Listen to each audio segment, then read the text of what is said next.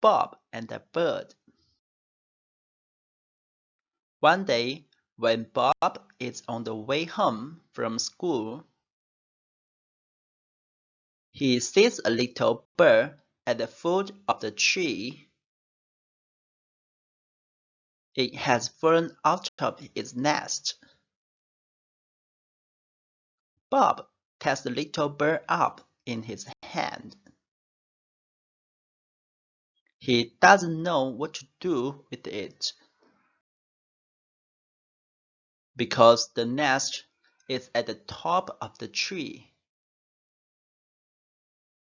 At last, he says, "Poor little bird,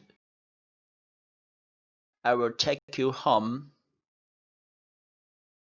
When you are big and strong, you will fly to the nest at the top of the tree." So Bob takes it home.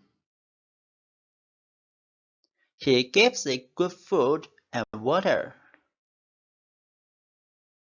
and puts it in a cage. In a few months, the bird grows big and strong, and it has fine long wings. One day, Bob lets it out of the cage, and it flies away back to its home in the tree.